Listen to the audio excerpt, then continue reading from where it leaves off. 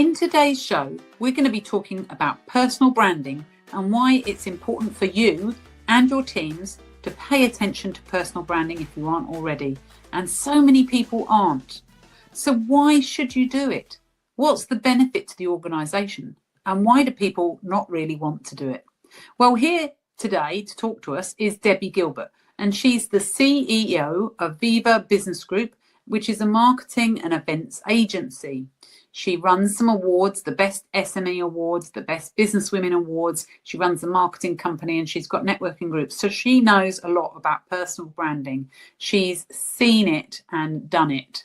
So let's listen to her in this upcoming interview. And I'm going to ask her a few questions about what personal branding is, about why it's important for us, whether we're an individual in an organisation, whether we're looking for a new job, whether we don't want to move business at all, but it's just really important to do that. And if we're a leader, why we should be interested in, yes, personal branding for ourselves, but why also we should be interested in helping our teams to do the best they can at their own personal branding. So I ask all those questions and more, including why some of us absolutely hate doing it and want to avoid it like the plague. All of that gets discussed in this interview coming up. So I'd love to welcome Debbie Gilbert. Hello, Debbie. How are you? Lovely to see you. I'm really well, Dee. Lovely to see you too. I haven't seen you officially. I've seen you unofficially lots of times, but officially on a podcast since your last podcast where you interviewed me. So now I'm returning the well, I was going to say favour, but now I get to interview you, which is brilliant. Thank you. In the spotlight. The worm has turned. I don't know if you remember that TV show from a long time ago. So you're an expert on marketing and you run an events agency, you've got networking groups, you've got award companies, you've got all of these things that help people to really, I guess, shine their light and be able to show their businesses, show themselves. Is there something that got you into all that? Is there a reason why you're passionate about that kind of thing? I'm passionate about it, but I fell into it by accident. I mean, it was a long time ago when I started running my own networking groups back in 2006, which is when we met. Are you going to say the name of the networking group? Well, it was Women on Top, a franchise, and that was nearly 20 years ago. It'll be 20 years ago next year. Wow. And I'd been to a few networking events before that and been a member. But the networking landscape over 20 years ago was very different to what it is today. So, yes, I am very passionate about it, but it wasn't a conscious decision to run networking groups as a business. It was something that I thought would be good for my business. So, it kind of evolved from there. Great. So you were trying to kind of promote your business, and that's how you got that idea and caught on from there. So we're talking today about personal branding. So not just about branding your business, but mostly about if you're maybe a small business owner, but largely somebody in corporate, you've got a career. They might think, well, personal branding, what is it and why does it help me? Is it something that just marketers talk about? Tell us a little bit about what personal branding is from an individual point of view, not just the business point of view. Yeah, from an individual point of view. So personal branding is a term that is bandied around a lot now. And again, wasn't something that anybody talked about when I set my business up over 20 years ago. But I think with the advent of social media and the way that the spotlight can be put onto an individual, it became another business. You see all the time people talking about personal branding and people who are personal branding mentors. And I actually think as time's gone on that personal branding isn't just for business owners, it's for any professional. Mm-hmm. Because actually it's around showing what your professional identity is. And that doesn't matter if you've got a business or you work in a company, it's the same rules apply. And it's really about showcasing what you stand for and what your values are and allowing people a window into your world. So that's how I see it very much, that it is your professional identity and you can really leverage that in so many ways to further your career or to further your business. So it sounds like a good thing from an individual's point of view. What's the benefit to the organisation? So if it's an organisation listening here and they've got 20 people in their team, why do you think that a leader should be interested in their people understanding about personal branding and perhaps doing a bit of it? Yeah, because fundamentally, this applies internally and externally. So as a company, you want the people in your business to be called upon to be speakers at maybe industry events, podcast guests, maybe even, be a spokesperson on television, interviews for articles. So actually making sure that your team are aligned with the whole personal branding mission is really, really important. And everybody, to coin a phrase, should be singing from the same hymn sheet. So it's really important for an organisation to think about this. And I think a lot of organisations don't consider this, and they don't put a lot of time and effort into it. And what I always find interesting when I'm at industry conferences or I'm reading articles about things, how interesting it is when you have a business that puts forward some of their employees to these events. And they start to become on the radar of the media, and the media want experts to talk to about topics. So I worked recently with an IT and security company last year, and we worked quite hard to push them out there and their teams. And they are getting invited on stages now to talk about their expertise. And that wasn't happening before because they were largely unnoticed and under the radar until they started pushing themselves out there a bit more. So I think it's definitely really important. Yeah, fantastic. I'm just thinking why some organisations, you can sort of tell maybe the growth mindset organisations that go, I really want to develop the people brands in my business because it would develop the business and it would develop the people. And then I can hear in my head already some organisations going, well, we don't want them to get too well known because then they might get, poached by another company. Can you see that some people might see that as a threat, mightn't they? But that's not really the way to view it, is it? No, it's short-sighted, if anything. It really is. I mean, whether somebody stays with your company or not is based on how you look after them and the opportunities they're presented with. And, naturally, people do change roles and they do leave businesses and go to work in other places. But, what I've seen over the years, and I do a lot of work with companies on employee advocacy on LinkedIn, which is another topic for another day. But, a lot of companies are quite frightened about their employees having polished LinkedIn profiles and being active on LinkedIn in case they get headhunted for another role. But actually, you need to take a step back from that and say, well, hang on a minute. Don't clients want to know that we have got the very best people working in our business, sharing the best ideas and the best thought leadership, rather than that they are locked away in a cupboard and nobody knows that they're there? Yeah. And when you have a meeting with somebody these days, you just go onto LinkedIn to check them out because you want to see what they look like apart from anything else, right? So absolutely. So what are some of the biggest misconceptions that stop people maybe working on their personal brand in your experience? So when I go in and I talk to CEOs about this and individuals when they're looking, at their personal branding, they often think it's a bit scary putting themselves out there, or that they feel people would perceive them as maybe being a bit arrogant and a bit boastful. That's another one we see a lot of. And I think this all comes back to confidence and mindset again, because actually, we need to think beyond that. I think a lot of people feel uncomfortable putting themselves out there in the spotlight. And when I say to people, you don't have to do a video and put it on YouTube every day or on Instagram or on LinkedIn. If video isn't what you're comfortable with, well, what are you comfortable with? Are you comfortable writing articles? Are you comfortable writing a post? Or are you comfortable commenting on other people's posts and activities? So there are lots of ways you can become more visible without it feeling uncomfortable for you. And I think it's important to think about what is comfortable for you, because the problem is if you try and shoehorn people into doing something that they're not comfortable with, it won't actually come across as very authentic anyway. No. So I personally don't think it's arrogant to put yourself out there.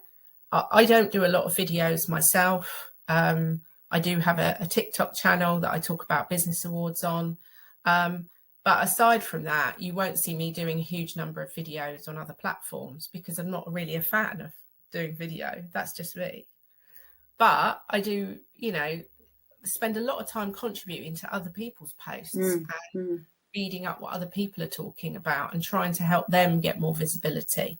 So I think it's about deciding where your comfort zone sits. And maybe you can get help from somebody like a coach to improve that comfort zone, because sometimes it's just that you lack confidence. And also, I think there's a fear, especially with social media, that people will say something unkind to you.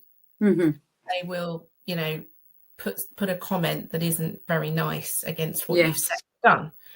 And a lot of people stop themselves doing things because of that.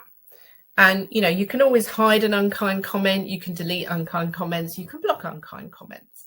So there is always going to be that person that says or does something which isn't very nice. I'm not going to say that it's, that anybody's infallible for that, because they're not.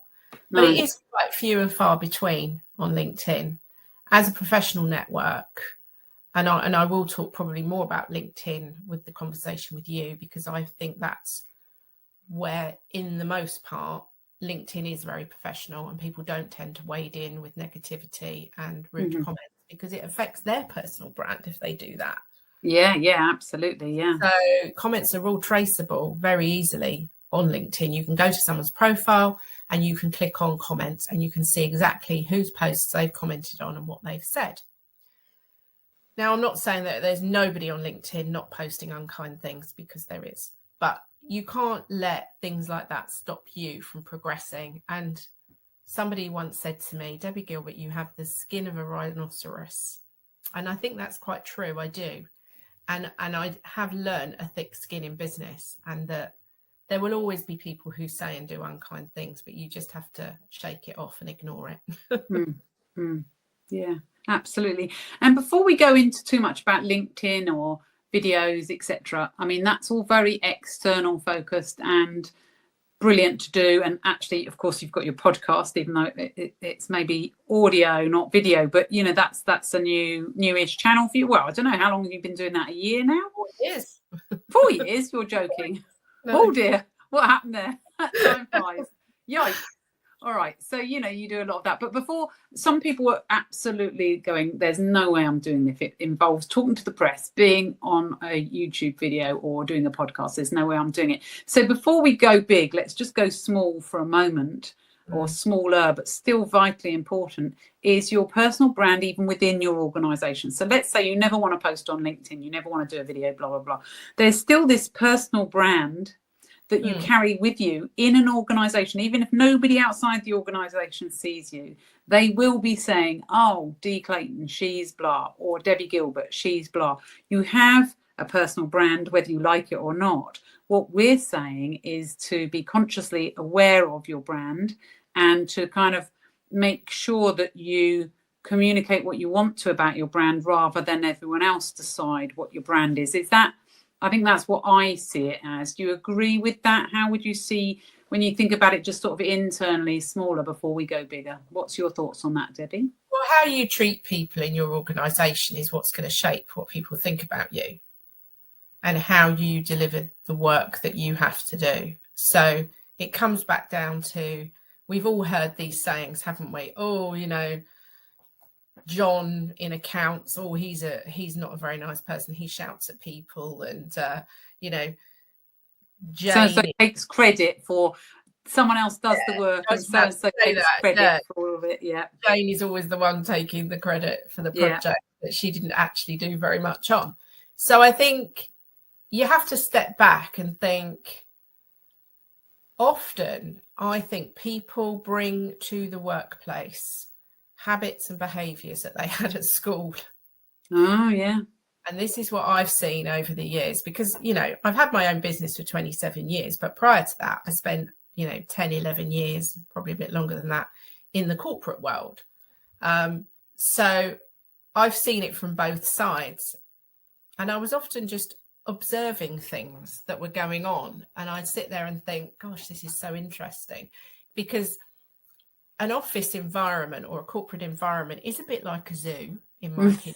And there is actually a book out there. I was going to say, is there already a book about that? There is. And a guy called Nigel, I can't remember his surname, but he wrote a book about It's a Zoo in Here or something. And he identified different animal types with the different personalities within an organisation. And it made me laugh out loud when I read it because it was so true. And nothing much has changed now, to be honest. In fact, it's probably with the advent of hybrid working, it's probably that kind of thing has changed it a little bit. But you're stuck with these people Monday to Friday, 9 to 5 in the old days, anyway, in a quite a contained environment. And what I used to see was behaviour that I would have seen at school.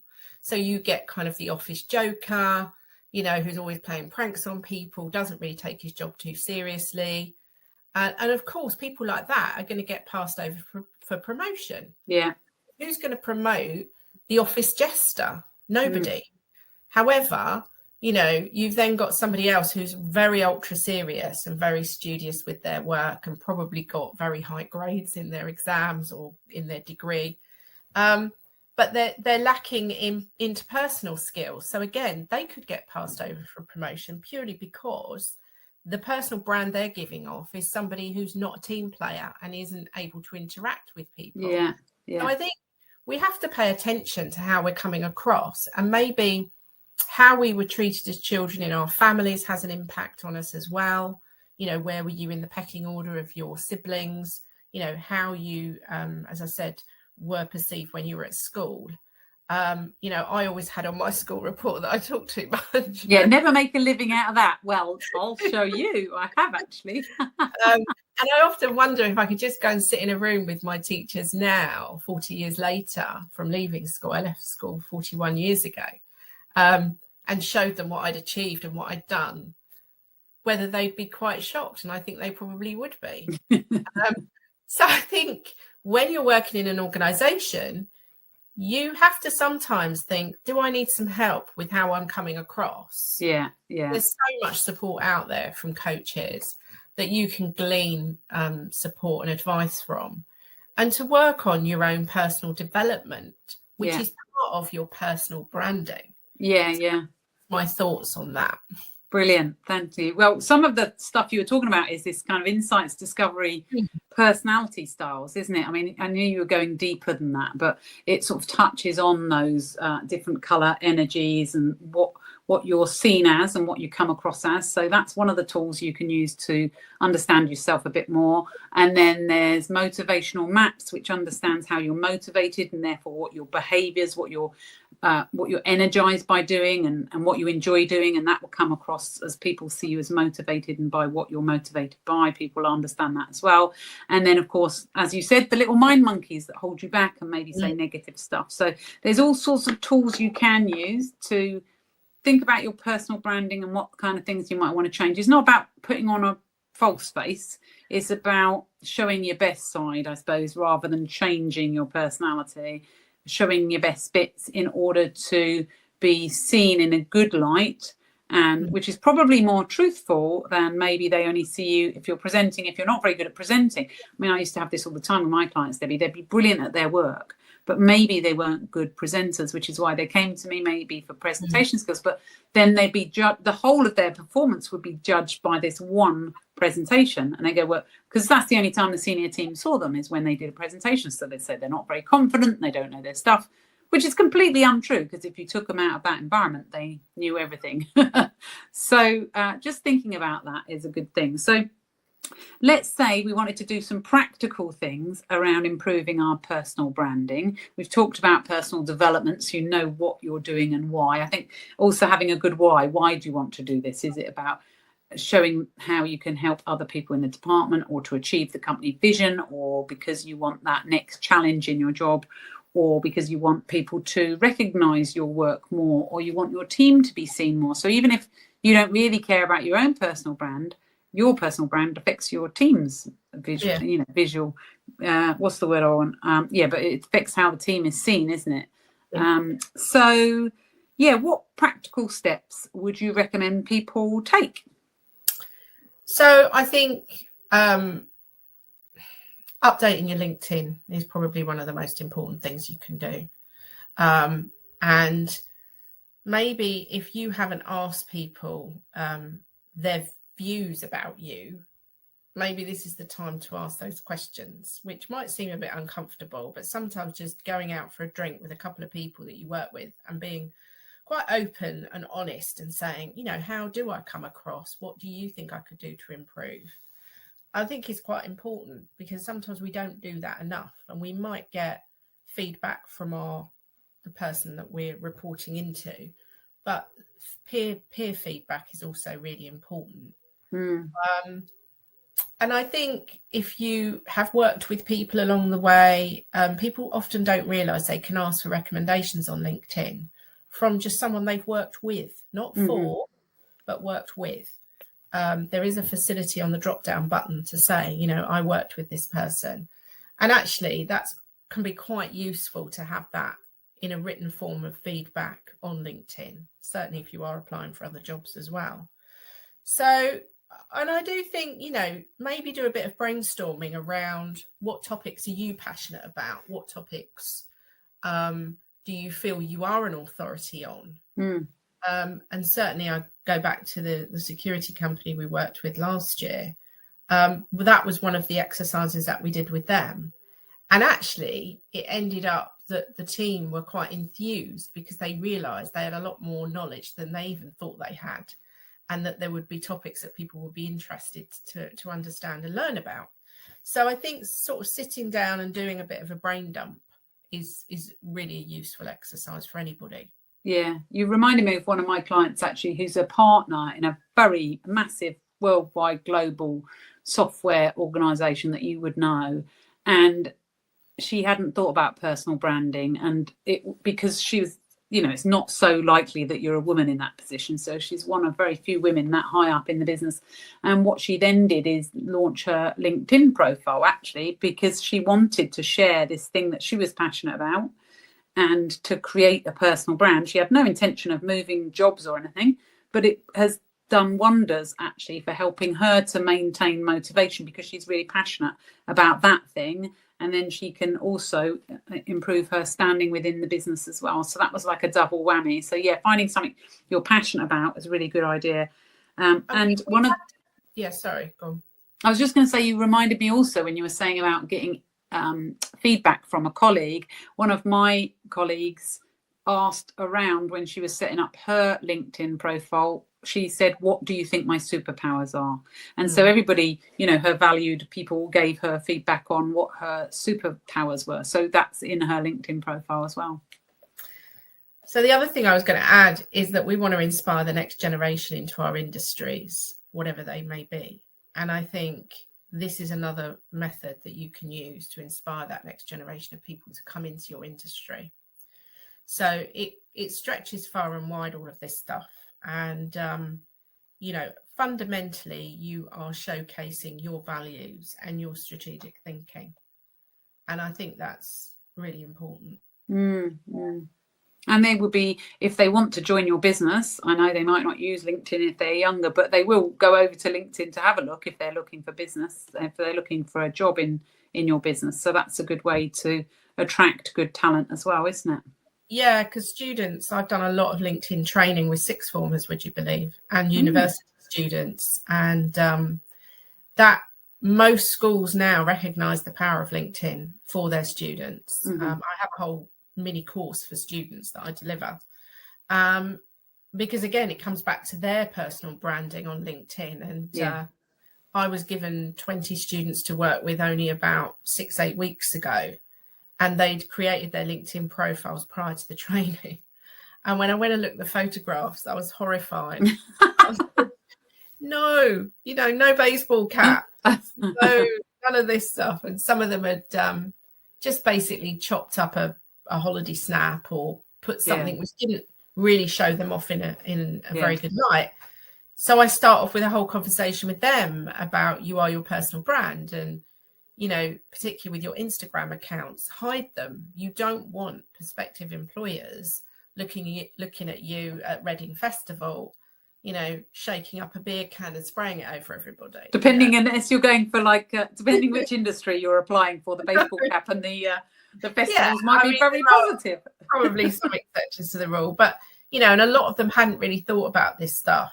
And it's very simple, and it also applies to professionals. So I worked with a sales team only, again, about 2 months ago. And, there was about 8 guys in this sales team. They were all, I would say, between 25 and 30. And 2 of them had photographs of cartoon characters. So one had Peter Griffin, Family Guy, as their LinkedIn profile. Right. And another one had a picture of an ostrich.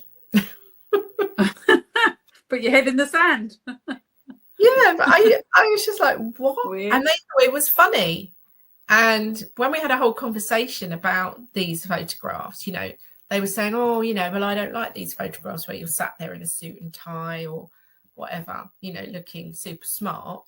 But fundamentally, if you're a client looking to do business with that company and that person, are you going to be attracted to work with somebody who's got a photograph of Peter Griffin from Family Guy as their LinkedIn profile? Hopefully they've changed it by now. Otherwise, we're all going to go and search for that if we can. They have. But I still found one the other day where somebody was using Peter Griffin from Family Guy. Wow. So he's obviously a popular one. Oh, well, maybe somebody suggested it on some website somewhere. Brilliant, Debbie. That's been really good talking about that. So they've got their small steps is to start with LinkedIn, really, is a good place to start, and or start with talking to your colleagues and doing some sort of audit as to where you think your strengths and weaknesses are. I think the internal, how you're perceived internally, can also be done by things like a 360-degree form, feedback form. That's a very official way of doing it, but unofficially you can kind of ask around and say, what areas do you think I need to improve? What are my superpowers? So there's lots of things people can do, either little steps or big steps. I think it can be a bit overwhelming. So you can have maybe even just, allow yourself 5 minutes on LinkedIn, maybe put a timer on, because you can get sucked into a bit of a vortex, can't you? And your whole day's gone. You didn't realise. Yeah. I think it's about looking at the priorities. And I mean, if you are being passed over for promotion at work, or you don't feel you are making progress with applying for jobs, or you are a business owner listening to this you're not getting clients, then one of the things you could look at as a matter of urgency is your personal brand. Mm-hmm. Yeah. So it's about prioritising.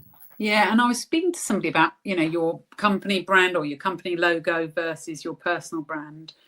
Just the other day, actually, I think I was saying about this interview coming up, and they were saying how much more important your personal brand is now, because it's so much social media, so much about the person, and that is what carries through a lot, especially for smaller businesses or B2B who don't spend maybe lots of money on their brand. If you're Nike, then that's fine, isn't it? If you've got millions and billions to spend. But for those of us that don't have the ginormous marketing budgets, actually it is the personalities in the business that probably sell more, even in bigger businesses, because that's why if the CEO moves, often the client, if they can, moves, because or the account manager moves, the client moves, because it wasn't your brand, it wasn't your product, it was the people or your team that they like to work with. So personal brand, I think, is getting more and more important, actually. So that's been a fascinating topic. We could do hours more, but we promised that the Dee-Brief Show would just be a short little taster. The idea being that if you've enjoyed listening to Debbie talk about that and you want to know any more, you can get in touch with her, or you can just add some comments in and we can share some more information on it. But we wanted you to get a little taster so that you can go off and learn a bit more about it if you choose to, but just to kind of go, hey, listen, personal branding, is it going as well as you want for yourself, for your teams, or for your business? So thank you so much, Debbie. Is there any question before we go that I should have asked you, but I haven't asked? Or is there any point that's come to your head and you thought, I really wanted to share that? Maybe about awards. I know you run some awards. So perhaps you just want a quick mention of your awards before we go. Yeah, well, just awards generally. I run the Best Business Women Awards and the Best SME Awards, but there are awards that are out there for industry and for Employee of the Year as well, and leadership awards. So there's all kinds of things out there. So that's definitely worth, investigating if you're looking to raise the bar further with your personal branding and get recognised for the work that you've done, because that can make an enormous difference. Yeah, they definitely have to get over their monkeys for that, though. I can hear some people going, I couldn't enter an award. We've had that conversation on your show. Yes. In fact, we should put the link in to your podcast into this show, shouldn't we? So that and what we talked about, I can't remember the exact title of that one. You might help me out there, but we did talk about mindset and confidence. Yeah, why you might not want to enter an award, what's holding you back. So let's make sure we put the link to your podcast in there that we did, so that people, if they're thinking about putting other people in for an award, they could listen to that and understand more. And you were going to say something else as well, but that just popped in my head. What else were you going to say? No, I was just going to mention about sort of other platforms, because obviously I've talked quite a lot about LinkedIn, but there are other platforms out there like Substack and Medium, where you can write thought leadership articles and get them published. And I'm a big fan of Substack, so go check that out. And it can be a great way of you being able to share your thought leadership and your expertise. And I think that that's something that people don't often think about. And also potentially, you may have enough knowledge and expertise that you want to put into a book. Both you and I know the power of books, because we both published books, and I think that's another way of getting your personal branding out there. And industry magazines. I know you said about industry conferences earlier, but when you're sort of saying about books or articles, absolutely, a lot of industry magazines would like opinion pieces, right? So they don't just want facts necessarily, they love a good old opinion. So if you hold an opinion and you're very passionate about that stance, sometimes that can be great, because these media owners are always looking for good content and passionate content, aren't they? So, and then from those articles, that's when, if you want to, you can be asked to get on a podcast, or you might be asked to do the industry, speech, or sit on these speaker panels. All of that is really good for profiling, but it all can come from one article. I mean, I'm sure, Debbie, you've had some of your speakers coming into some of your events just because you've read an article and then you've investigated them further, haven't you? Yeah, definitely. And I also think TEDx Talks is another medium worth investigating. So all of these things are there, but I think you just got to pick something and do it well. And like you've just alluded, you do something and you do it well, and it's like a garden, it grows and it sprouts other opportunities right in front of your very eyes. Thank you. That's brilliant. Thank you so much, Debbie. It's been lovely talking to you. Take care, and we'll see you at the next networking or awards. Thank you. Thank you too. Thank you for joining Debbie and I on today's show. We really appreciate you being here. And if you want to find out more about Debbie Gilbert and all the brilliant work she does, then please do follow her LinkedIn profile, Debbie Gilbert. And her podcast that we mentioned is the Business Awards Show, a brilliant podcast all about entering business awards.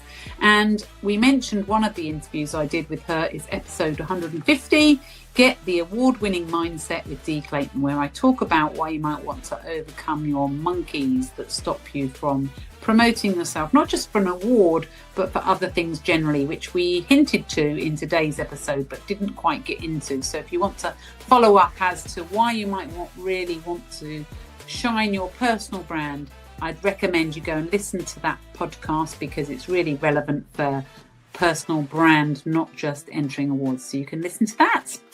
And as a reminder, we're on podcast now. We're on Apple, we're on Spotify, or any of your favourite podcasts.